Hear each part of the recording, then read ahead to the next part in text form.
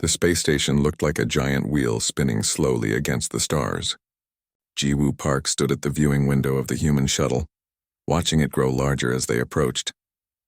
Her reflection stared back at her, a woman in her early 40s, wearing Earth's diplomatic uniform, trying not to look as nervous as she felt. "Ambassador, we're about to dock," said Taemin from the pilot seat. He was younger than her, with sharp eyes that missed nothing. As head of security for this mission, he had checked every system 3 times already. Jiwoo nodded and turned away from the window. Behind her, 3 children sat strapped into their seats. Young-soo was 9 years old, the oldest of the group. He pressed his face against the window, eyes wide with wonder. Nari, who was 7, held a small stuffed animal in her lap. Daewon, 8 years old, was reading something on his tablet, lips moving as he practiced words in the alien language they had learned. "Are you scared?" Nari asked suddenly, looking at Jiwoo. "A little," Jiwoo admitted, "but that's okay. Being scared means we care about doing this right." The children had been chosen carefully, not because they were special or gifted, but because they were normal. Earth's leaders wanted the galaxy to see regular human children, curious, kind, sometimes silly, always learning. It was a risk bringing them to a place full of aliens who had never seen humans before, but Jiwoo believed it was the right choice. Dr. Hee-jin Kim sat beside the children, making sure their safety harnesses were secure. She was a scientist who studied aliens and their cultures. More importantly, she was good with kids and knew how to keep them calm. "Remember what we talked about," Hee-jin said gently. "Some of the aliens will look very different from us. Some might seem scary at first, but they're just people like us who happen to have different bodies." Young-soo nodded seriously, like how dolphins are smart but look different from humans. "Exactly like that." Hee-jin smiled. The shuttle docked with a soft thump. Taemin ran through his final checks, then stood and straightened his uniform. He wore a weapon on his hip, not because he expected trouble, but because he refused to leave his people unprotected. The galaxy had rules about violence on neutral ground, but Taemin trusted rules less than he trusted his own eyes and hands. The airlock opened with a hiss. Cool air rushed in, carrying strange smells. Metal and something else, something alien. Jiwoo took a deep breath and stepped forward. The children followed, holding hands in a chain. Hee-jin came next, and Taemin brought up the rear, his hand resting near his weapon. The docking bay was enormous. Hundreds of different ships sat in neat rows, each one stranger than the last. Some looked like they were made of glass. Others seemed to be grown rather than built, with curves like living things. Aliens walked everywhere, tall ones, short ones, ones that floated, ones that slithered. Nari squeezed Young-soo's hand tighter. Daewon stopped walking for a moment, staring at a creature that looked like a giant mantis wearing clothes. A group of aliens approached. The leader was reptilian, standing on 2 legs but covered in dark green scales. His eyes were yellow with black slits for pupils. He wore something that might have been armor or might have been his skin, it was hard to tell. "I am Veltok," the reptile said. His voice came from a translator device that turned his hisses into words humans could understand. "High Commander of the Voth Collective. I oversee security for this station." Jiwoo bowed slightly, the way she had been taught. "I am Ambassador Jiwoo Park, representing Earth and humanity. Thank you for allowing us to present our case to the Assembly." Veltok's eyes moved over the group, stopping on the children. "You brought juveniles to a diplomatic summit?" "We did," Jiwoo said calmly. "On Earth, we believe children should see the important moments. They are our future. Shouldn't they be part of choosing what that future looks like?" Veltok made a sound that the translator didn't bother converting. He turned and walked away. "Follow me. The assembly is gathering." They walked through corridors that seemed to stretch forever. The children looked at everything, whispering to each other. Other aliens stopped to stare at them. Some pointed. A few made sounds that might have been surprise or curiosity. An alien that looked like it was made of water in a containment suit approached. "Excuse me," it said in a gentle voice. "I am Pelnras of the Commonwealth. I have never seen human children before. May I ask them a question?" Jiwoo looked at Hee-jin, who nodded. "Go ahead." Pelnras lowered itself to be at eye level with Nari. "Hello, small one. Are you afraid?" Nari thought about this carefully. "A little bit. But my teacher says being afraid is okay as long as we're still kind." The water alien made a sound like wind chimes. "What wisdom?" "Your species teaches its young well. As they continued walking, Taemin noticed other things. Voth soldiers stood at every intersection watching them. It was normal for security to be present, but something about the way they stared made his instincts scream warnings. He moved closer to the children without thinking about it. The assembly chamber was massive. It looked like an ancient amphitheater, with seats rising up in circles around a central platform. Hundreds of aliens already filled those seats, more species than Jiwoo could count. The air hummed with translation devices converting thousands of different languages into something everyone could understand. A tall alien with too many arms gestured to a section of seats. The human delegation will sit there. Ambassador Park, you will present your case tomorrow. The assembly wishes to observe you first. Jiwoo led her group to their seats. The children sat between her and Hyejin, still holding hands. Young-soo leaned over to whisper, "There are so many of them, and only a few of us." Jiwoo whispered back, "That's why we have to be brave." The assembly began with formal greetings. Leader after leader stood to speak in languages that became words through the translators. Jiwoo tried to follow it all, but she was more aware of the stares. Every alien in the chamber kept glancing at the humans, especially the children. During a break, a small alien that looked like a combination of a cat and a bird hopped over to them. "May I?" it asked, gesturing at the empty seat beside Daewon. "Sure," Daewon said, moving his bag to make room. The alien settled down, its fur ruffling. "I am Kretha. I have studied your species for many cycles. I am excited to meet actual humans, especially young ones. Tell me, do you enjoy this gathering?" Daewon tilted his head. "It's interesting. Everyone looks so different. Don't you get confused about who's who?" Kretha laughed, a chirping sound. "Sometimes. But we learn. That is what civilization is, learning to understand those who are different." As the day wore on, Jiwoo watched patterns emerge. Some aliens seemed curious about humans, even friendly. Others, especially the Voth, looked at them with something that might have been contempt or might have been fear. She couldn't tell which was worse. That evening, back in their assigned quarters, the children finally relaxed. Nari fell asleep almost immediately, exhausted from all the new experiences. Young-soo and Daewon stayed up a little longer, talking quietly about everything they had seen. Taemin stood by the door, checking security feeds on his tablet. "I don't like how many Voth soldiers are around," he said quietly to Jiwoo. "The commander said it's standard security," Jiwoo replied. But she didn't sound convinced. "Since when is standard security 3 armed guards at every intersection?" Taemin shook his head. "Something's wrong. I can feel it." Hyejin joined them, speaking softly so the children wouldn't hear. "I've been analyzing the behavior patterns. Most species here are curious about us. But the Voth? They're not just unfriendly. They're actively hostile. I think they see us as a threat." "A threat?" Jiwoo frowned. "We're asking to join their assembly, not fight them." "Maybe that's exactly what threatens them," Hyejin suggested. "We're unpredictable. We change fast. We do things they don't expect, like bringing children to a diplomatic summit. Unknown variables are dangerous to people who like control." Jiwoo looked over at the sleeping children. They looked so small and peaceful, completely unaware of the complex politics swirling around them. She had promised their parents they would be safe. She intended to keep that promise no matter what. "Tomorrow I present our case," she said quietly. "Tomorrow we show them who humans really are." Outside their quarters, in shadows the humans couldn't see, Voth soldiers stood watch.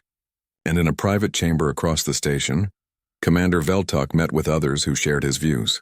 They talked in whispers and made plans that had nothing to do with votes or diplomacy. The galaxy was about to learn something about humans, but not in the way anyone expected. The next morning started with breakfast in the station's common area. Jiwoo had worried the children might be uncomfortable eating around aliens, but she should have known better. Young-soo, Nari, and Daewon sat at a table, carefully trying foods from different worlds while asking questions about everything. "What's this one made of?" Young-soo asked a passing alien who looked like a walking tree.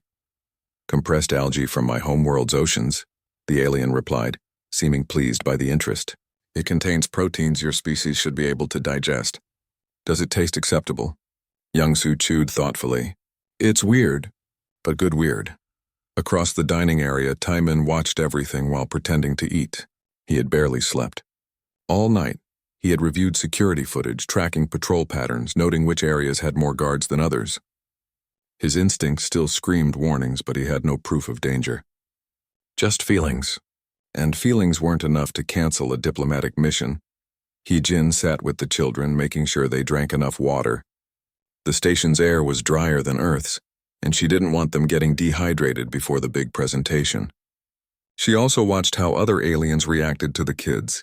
Most seemed fascinated. A few seemed confused, but several Voth officers who passed by looked at the children with something else. Something cold, Dr. Kim? Nari tugged on her sleeve. Why do those lizard people keep staring at us? Hee-jin chose her words carefully. The Voth have a very different culture from ours. They're trying to understand us just like we're trying to understand them. Sometimes people stare when they're thinking hard about something. Oh, Nari accepted this and went back to her food. But Hee-jin noticed Taemin had heard the exchange. Their eyes met across the room. He nodded slightly. He had noticed the staring too. After breakfast, Ji-woo reviewed her presentation one last time. She had worked on it for months, but now the words felt inadequate. How could she explain all of humanity in one speech? How could she make aliens understand a species they had never met? A chime sounded at their door. Taemin opened it to find Kritha, the small catbird alien who had befriended Daewon yesterday. Good morning, Kritha chirped. I came to escort the young ones to the observation area. The assembly thought they might enjoy a tour before the formal proceedings begin. Ji-woo started to say yes, then paused. Will they be safe? The station has strict laws against harming anyone, especially juveniles, Kritha assured her. And I will personally watch over them. I have young ones of my own. I understand the importance of keeping them safe. Hee-jin volunteered to go with them. Taemin insisted on coming too. So the group followed Kritha through the station, the children asking questions while the adults tried not to look like they were standing guard. The observation deck showed the stars in all directions. Nari pressed her face against the transparent wall, watching ships come and go. Young-soo asked Kritha about the different species in the assembly. Daewon wanted to know how the translator devices worked. Other aliens gathered to watch the human children. Most kept a respectful distance, but their curiosity was obvious. A delegate from the Insectoid Kryn Federation approached, its multiple eyes focused on the kids. I have a question for the young humans, it said in a buzzing voice. Does your species feel affection for its juveniles? Or are they simply genetic investments? The question sounded strange to human ears, but Hee-jin knew different species had different ways of raising children. Some aliens laid eggs and never saw their offspring. Others raised young in groups where no one knew which child belonged to which parent. We love our children very much, Hee-jin answered. They're not investments. They're people we care about and want to protect. Interesting, the insectoid clicked. And if something threatened them? How would you respond? Taemin's hand moved closer to his weapon. The question felt wrong somehow. But before he could intervene, Young-soo answered for himself. My mom says people protect what they love, so if something bad happened, the adults would keep us safe. But she also says the best protection is teaching us to be smart and kind, so we can protect ourselves and others when we grow up. The insectoid seemed satisfied with this answer and moved away. But Kritha looked troubled. After a moment, she spoke quietly to Hee-jin. I should tell you something. There are rumors. Some delegates don't want humanity in the assembly. They think your species is too violent, too unpredictable. Commander Veltok has been meeting with others who share his views. Is that unusual? Hee-jin asked. Lobbying against a vote? Lobbying is normal. But the way they talk? Kritha's feathers ruffled with agitation. They speak of humans as if you're a disease that must be contained. And they keep watching your young ones. It makes me uneasy. Taemin had been listening. We should get back to our quarters. No, Ji-woo said firmly when they reported Kritha's warning. If we hide, it looks like we have something to fear. We came here to show them who we are. That means being visible, being present. We can't let suspicion make us run. Ambassador, Taemin began. I know you're worried. I'm worried too. But fear can't guide us right now. Courage has to. The assembly chamber filled slowly as the formal session approached. Ji-woo stood at the central platform, reviewing her notes one last time. The children sat in their designated area with Hee-jin. Taemin positioned himself where he could see both the ambassador and the kids. His eyes never stopped moving, cataloging exits, noting guard positions, watching for anything unusual. Commander Veltok entered with several other Voth officers. They took seats in the upper levels looking down at the central platform where Jiwoo would speak. One of the officers, a Voth with darker scales and cold eyes, carried something bulky under his armor. Taemin noticed but couldn't identify what it was from this distance. The assembly leader, an ancient being that looked like living crystal, called the session to order. Its voice resonated through the chamber without need for translation. We gather to hear the petition of humanity. Ambassador Park of Earth will present their case. All are required to listen with open consideration. This is a place of peace and law. Violence is forbidden. Does everyone present understand and accept these terms? A chorus of agreement echoed through the chamber. But Taemin noticed the dark-scaled Voth officer didn't respond. His attention was fixed on Jiwoo at the central platform. Jiwoo began to speak. Her voice was calm and clear, amplified so everyone could hear. Thank you for this opportunity. I come before you representing a young species. Young by your standards, at least. We have only recently learned we're not alone in the universe. That discovery changed us. It made us look at ourselves and ask, who are we? What do we want to become? The children watched her intently. Nari held her stuffed animal. Young-soo sat very still, the way he did when he was concentrating hard. Taewon mouthed some of the words along with Jiwoo, having heard her practice this speech many times. We don't claim to be perfect, Jiwoo continued. Our history includes wars, cruelty, and mistakes. We have hurt our own planet and each other. But we have also learned. We have changed. We continue to change. Isn't that what intelligent life does? Recognize mistakes and grow beyond them?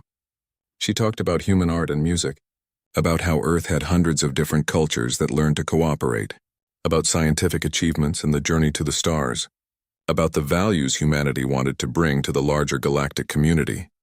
We believe in protecting the vulnerable, in teaching our children not just to survive, but to think and question and dream.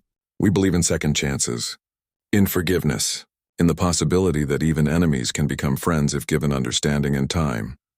In the upper seats, the dark-scaled Voth officer slowly reached under his armor. His companions shifted to block view of what he was doing. Taemin saw the movement and started pushing through the crowd, but there were too many bodies between him and the threat. We're not asking you to ignore our capacity for violence, Jiwoo said. Every species here has that capacity. What matters is what we choose to do with it. We choose to— Young-soo saw it first. The Voth officer had pulled out a weapon, a plasma rifle, small but deadly. He was aiming at Jiwoo. Young-soo opened his mouth to shout a warning, but he was too far away and too small for his voice to carry over the crowd. The Voth officer's name was Kreshinar. He believed humans were a threat to the galaxy's order. He believed Commander Veltok's words about the danger of unpredictable species. He had volunteered for this mission because he thought he was protecting everyone. His finger tightened on the trigger. We choose to protect, not conquer. To build, not destroy. To hope, not fear. We bring you not just our science and strength, but our capacity to dream, to love, to— The plasma bolt fired. It cut through the air with a sound like tearing metal. It hit Jiwoo in the shoulder, spinning her around. She stumbled, tried to catch herself, and fell. For a moment, the entire assembly froze. Hundreds of aliens stared in shock. This was a place of law. Violence here was unthinkable. Breaking that law was an act that could start wars. Then chaos erupted. Aliens screamed in dozens of languages. Some ran toward the exits. Others dove for cover. Security alarms blared. Station guards rushed forward, trying to establish order. Taemin finally broke through the crowd, weapon drawn, scanning for the shooter. The chaos in the assembly chamber was like nothing anyone had ever seen. Delegates from 100 worlds pushed and shoved, trying to reach the exits. The translator network couldn't keep up with all the screaming in different languages. Guards rushed in from every entrance, weapons ready but unsure where to point them. Kreshinar stood in the upper level, his rifle still raised. He had done it.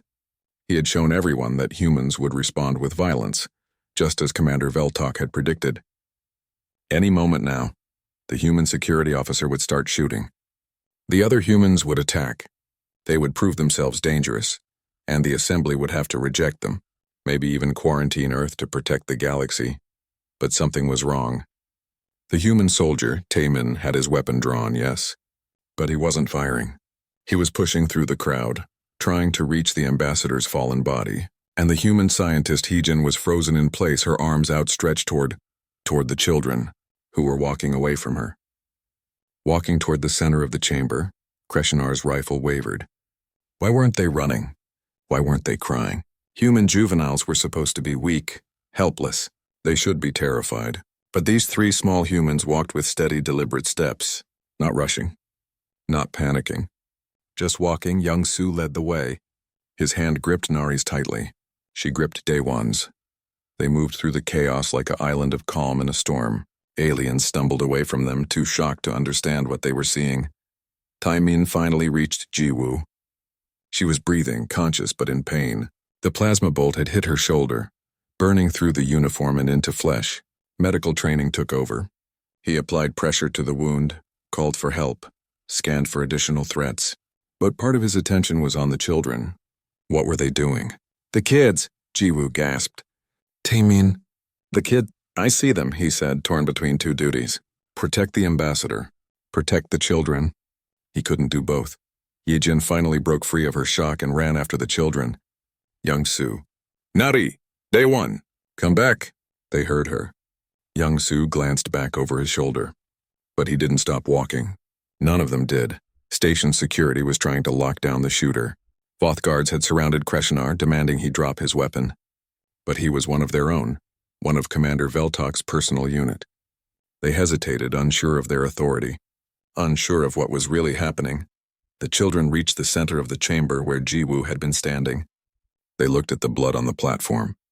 Then they looked up at the upper levels where Kreshinar stood, and they began to walk up the stairs toward him. The assembly grew quieter. Not silent, that was impossible with so many different species in panic, but quieter.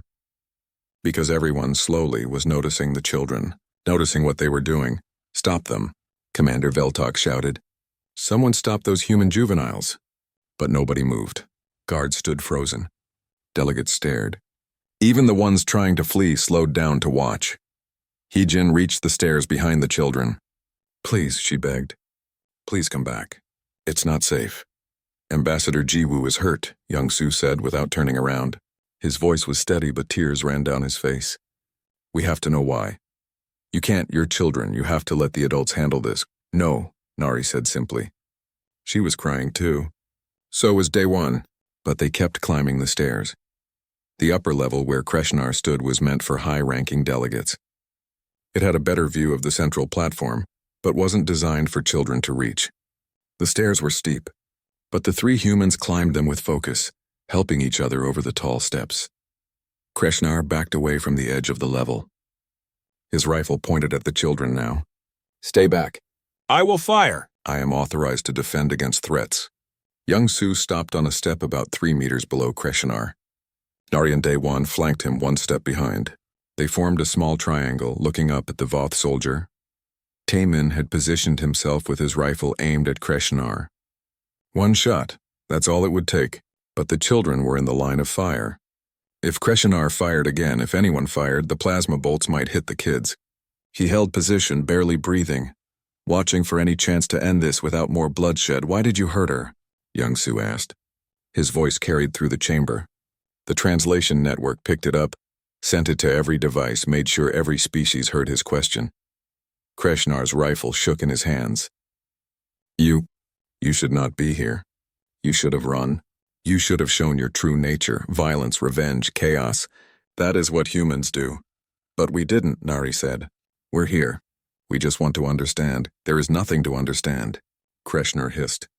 Your species is a threat to order. Commander Veltok explained it. Humans are unpredictable. They change too fast. They do things that don't make sense. You threaten everything we have built. Daewon tilted his head, studying the Voth soldier. So you hurt Ambassador Jiwoo because you're scared of us? I'm not scared. The rifle swung toward Daewon. I am a warrior of the Voth Collective. I fear nothing. My teacher says that scared people do scary things, Young Su said softly. She says that when someone is mean or does something bad, it's usually because they're afraid. Are you afraid of us? The question was so simple, so direct, so completely without anger or accusation. It cut through every defense Kreshinar had prepared. In Voth culture, strength was everything. Admitting fear was admitting weakness. Warriors who showed weakness were cast out, dishonored. Kreshinar had been trained since hatching to never ever acknowledge fear. But these human children, These small, vulnerable creatures, they weren't accusing him of weakness. They were trying to understand. Their eyes held no judgment, only curiosity, only confusion about why someone would hurt another person. "You don't understand," Kreshinar said. His voice came out quieter than he intended. "Your species threatens the balance. Your ambassador spoke of change, of growth, of questioning. These things destabilize societies. They make others question their own ways. You are a virus of ideas. But don't ideas help people get better?" Nari asked. "When we learn new things at school, we get smarter." "Is that bad?" "It's dangerous when it happens too fast, when it spreads to those who should not question." Young-Su took another step up, then another. He was now less than 2 meters from Kreshinar's rifle. Taemin's finger tightened on his trigger, ready to fire the instant he had a clear shot. But the boy was too close to the alien now. Any shot might hit him too. "Don't come closer." Kreshinar backed against the wall. "I will fire!" "You already did," Young-Su said. "You hurt someone we care about. Someone who was just talking, just trying to make friends." His voice cracked. "Why would you hurt someone who just wanted to be friends?" Something in Kreshinar's chest, where his multiple hearts beat in the Voth pattern, felt strange, tight, painful. This human child stood before him, crying but not running. Sad but not hateful, asking questions as if the answers mattered more than revenge. This was wrong. This wasn't how victims were supposed to act. They should want him dead. They should attack or flee. Those were the only logical responses to violence. Nari climbed up beside Young-Su. "Don't you want friends?" she asked. "Friends are nice. They make you feel better when you're sad." The rifle began to lower. Kreshinar didn't mean to do it. His training screamed at him to maintain his weapon position. But his arms were suddenly heavy. His hands shook. Daewon joined the other two. Now all 3 children stood before the soldier, looking up at him with tear-stained faces and confused eyes. "My mom says everyone needs somebody," Daewon said. "Even people who do bad things. She says that's why they do bad things sometimes, because they feel alone and don't know how to ask for help." The weapon fell from Kreshinar's hands. It clattered on the floor. He stared at the 3 small humans and something inside him broke. In Voth culture, warriors didn't cry. They didn't feel regret. Strength meant pushing forward without doubt. But Kreshinar felt something he had no words for. It was like drowning, but in air, like being crushed, but by nothing physical. He sank to his knees. His hands covered his face, and a sound came from his throat. A keening wail that the translator couldn't convert because the Voth language had no word for what he was feeling. Shame. Not from weakness, not from failure, but shame from seeing his own cruelty reflected in the innocent confusion of children who still believed the universe should make sense. The children didn't touch him. They stood there waiting, not celebrating his surrender, not gloating, just waiting to see if he could answer their questions. Young-Su spoke again, his voice gentle. "It's okay to be scared. We're scared too. This place is new and strange and we don't understand everything. But Ambassador Jiwoo said that's why we should talk to each other, so we can stop being scared together." The entire assembly watched in absolute silence. Recording devices captured every moment, broadcasting it across the station and beyond, to ships in orbit, to relay stations, to worlds across the galaxy. A human ambassador lay bleeding. A Voth soldier knelt disarmed, and 3 human children stood between them, crying but calm, asking why someone would choose violence over words. Taemin finally reached the upper level. He kicked Kreshinar's rifle away and secured the soldier's hands. But his movements were mechanical. His mind was still trying to process what his eyes had seen. The medical bay was quiet except for the soft sounds of machines monitoring Jiwoo's vital signs. She lay on a bed designed for multiple species, adjustable to fit different body types. The plasma burn on her shoulder had been treated with advanced medicine that Earth didn't have yet. The alien doctor said she would heal completely, though it would take time. Taemin stood guard by the door. He hadn't left his post since they brought her here. His jaw was tight, his eyes constantly scanning for threats. He had failed to protect her. That the children had somehow turned disaster into something else didn't change the fact that he should have seen the danger sooner. The children sat in chairs by Jiwoo's bed. They had been checked by doctors too, more for shock than physical injury. Young-Su held Jiwoo's hand. Nari had fallen asleep against Heejin's shoulder. Day One sat very still, staring at nothing. You shouldn't have done that, Jiwoo said softly to Young-soo. It was dangerous. You could have been killed. I know, Young-soo said, but you were hurt and nobody was helping. Everyone was just running and screaming. And I kept thinking about what you said before, about being brave even when we're scared. Being brave doesn't mean being foolish. But it worked, Young-soo pointed out. He stopped. He put down his weapon. Nobody else got hurt.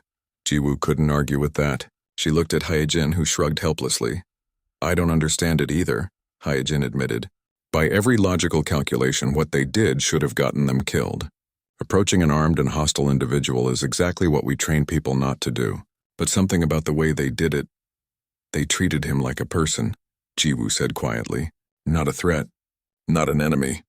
Just a person who was scared and confused and making bad choices because of it. The door opened and Kritha hopped in, followed by several other alien delegates. They moved cautiously, aware they were entering a space where humans might not trust anyone right now. Forgive the intrusion, Kritha said, but the assembly is in emergency session. They have been debating for hours. The recording of what happened, it has been transmitted across the galaxy. Every major civilization has seen it. Seen what? Taemin asked, his hand still near his weapon. The children, Kritha said simply. What they did. How they responded to violence with questions.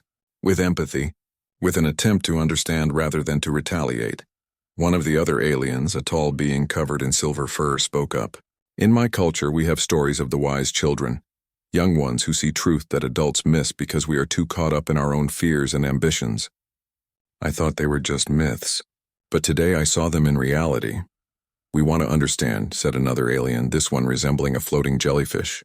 How does your species teach its young to respond this way? What training allows children to face death without violence? Heejin looked at the children, then back at the aliens. We don't train them for this. We just teach them to be curious, to ask questions, to remember that other people have feelings and reasons for what they do. We teach them that violence should be the last choice, not the first one. But surely you also teach them self-preservation. Survival instincts? Of course, Heejin said. But we also teach them that understanding someone doesn't mean accepting what they did. You can try to understand why someone hurt you and still know that what they did was wrong. The children were terrified. But they were also confused about why an adult would shoot someone who was just talking. So they asked, Young-soo stirred. We weren't trying to be brave or special. We just wanted to know why. Adults always tell us violence is bad and we should use words instead. So when that soldier used violence, we wanted to know what made him think it was okay. Because if there's a reason, maybe we can fix the reason and then nobody has to get hurt anymore. The aliens exchanged looks. Several made sounds that translators rendered as expressions of amazement or confusion. Your young ones are remarkable, the silver-furred alien said. But what happened to the one who shot your ambassador? What is his fate? Kreshnar is in custody, Taemin said flatly. He broke the most fundamental law of the assembly. Violence on neutral ground. The penalty is usually execution or permanent exile. He was following orders, Young-soo said suddenly. Commander Veltok told him humans were dangerous. He believed he was protecting everyone. That doesn't excuse what he did, Taemin said firmly. I know. But doesn't it matter why he did it? Before anyone could answer, the door opened again. This time, Commander Veltok entered, flanked by station security. He looked different than before, smaller somehow, as if something inside him had collapsed. Taemin immediately stepped between him and the humans, weapon drawn. You have no business here. I am unarmed, Veltok said. He spread his arms to show he carried no weapons. I don't know what I came to do. Apologize, explain? Neither seems adequate. You ordered that attack, Taemin accused. You used your soldier as a weapon because you were too cowardly to fire it yourself. No, Veltok said. I mean, yes, but not in the way you think. I did not order Kreshnar to shoot your ambassador. I told him humans were dangerous. I told him they would respond to pressure with violence. I told him we needed to prove this to the assembly before it was too late. But I thought he would provoke you, not shoot you. I thought you would attack him and prove my point. So you're responsible either way, Taemin said coldly. Yes. Veltok looked at the children. I am responsible. I let my fear turn into hate. I let my hate guide policy. And I watched 3 small beings dismantle everything I believed with simple questions I could not answer. Nari woke up, blinking sleepily. She looked at the large reptilian alien and shrunk back against Hyojin. "It's all right," Hyojin soothed her. "He's just talking." "Is he the one in charge?" Nari asked. "The one who told the soldier to be mean?" "I did not tell him to be mean," Veltok said, then stopped. "But I taught him that you were threats. That your existence endangered our way of life. So yes, in the end, I am the one who told him to be mean." "Why?" Nari asked. It was the same question they had asked Kreshinar. The same simple, devastating question. Veltok was silent for a long moment. "Because I am old. Because I have spent my entire life maintaining order in the galaxy. Order requires rules. Rules require that everyone follows them the same way. But your species does not follow rules the same way. You question them. You change them. You adapt. And I believe that if you brought that chaos into the assembly, everything would fall apart. But things change anyway," Day One said. "Our teacher says that's how learning works. You try something one way, see if it works, and if it doesn't, you try a different way. That terrifies species like mine," Veltok admitted.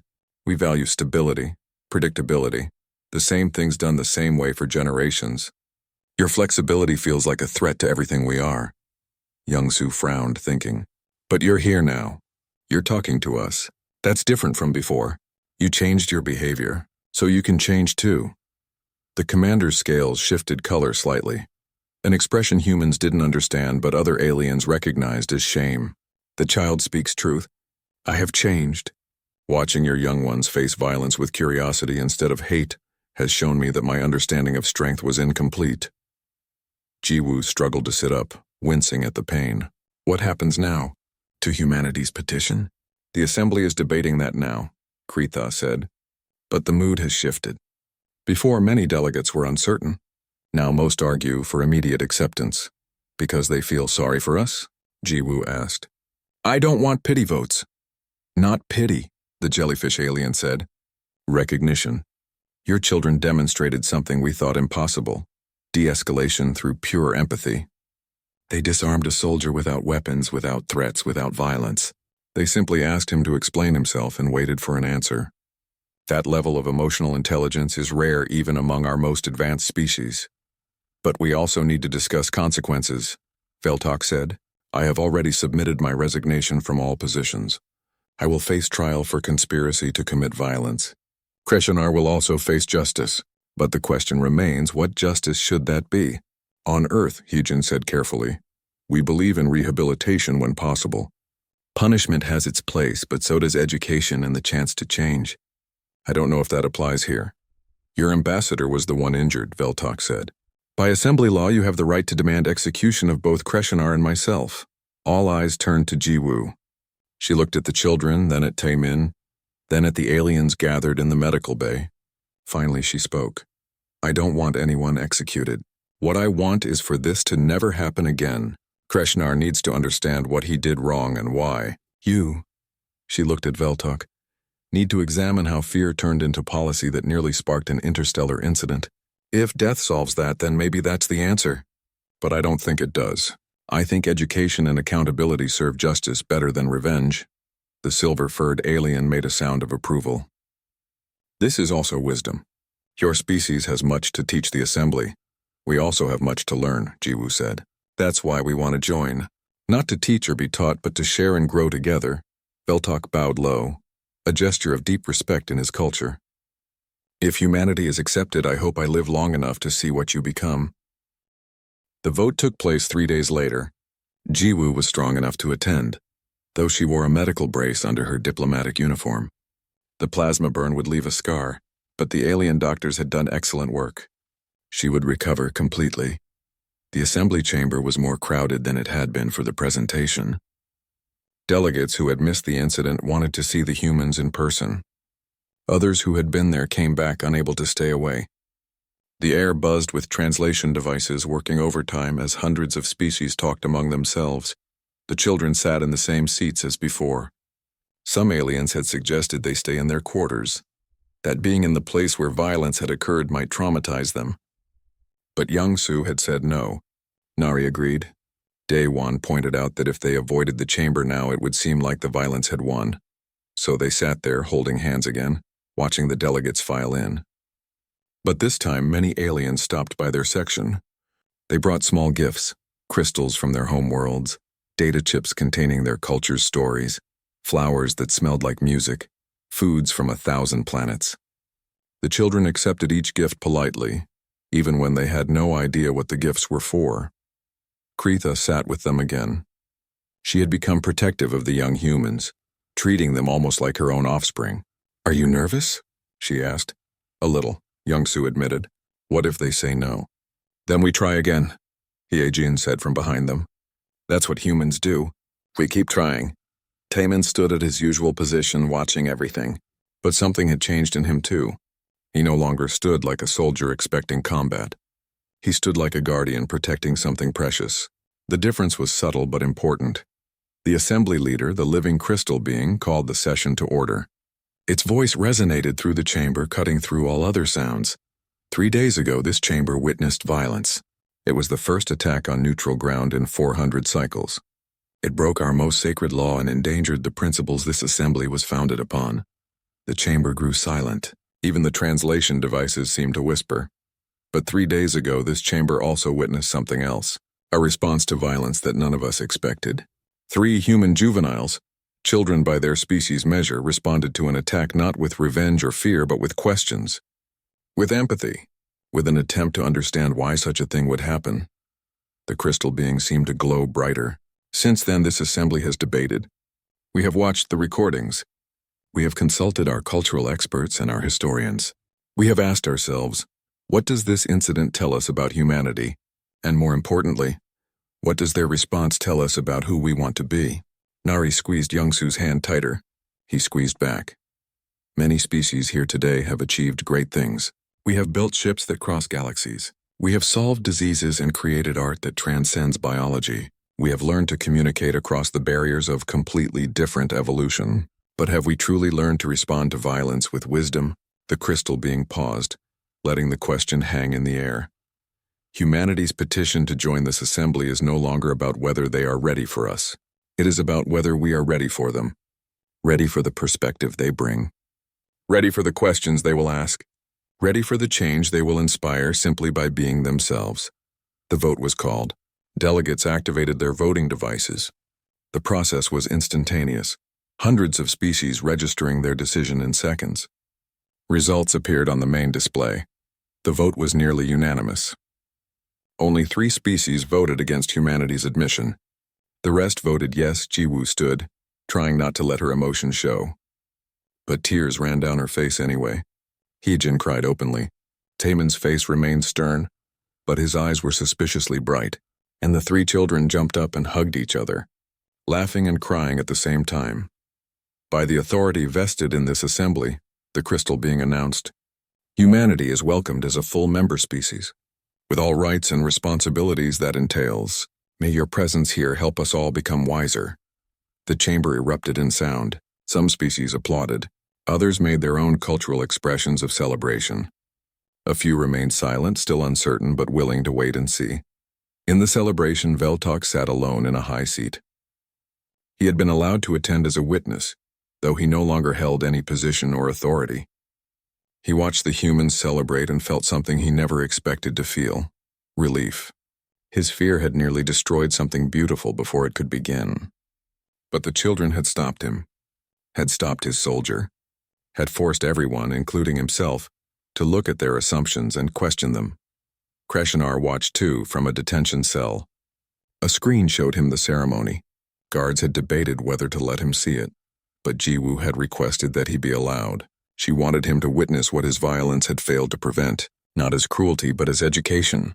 He watched the children celebrating and tried to understand how he had been so wrong about them, about their whole species. Later in their quarters, the human delegation finally relaxed. It was the first time in days that they felt safe enough to truly rest. What happens now? Daewon asked. Do we get to come back here? Probably not for a while, Jiwoo said. But Earth will send ambassadors to work with the assembly, scientists to share research, teachers to learn from alien cultures, and eventually, yes, more children, because the galaxy needs to see more of what makes humans human. Will Kreshinar be okay? Nari asked quietly. The adults exchanged looks. Trust a child to worry about the person who had hurt them. The assembly is still deciding his fate, Hyojin said carefully. But your ambassador asked for mercy, for education instead of execution. Many delegates agreed. Good, Nari said. Because I think he's just confused, not evil. And confused people can learn. Out of the mouths of children, Taemin muttered, but he was smiling. A knock came at the door. Taemin answered it, hand instinctively near his weapon before he reminded himself that wasn't necessary anymore. Kreitha stood there with several other aliens.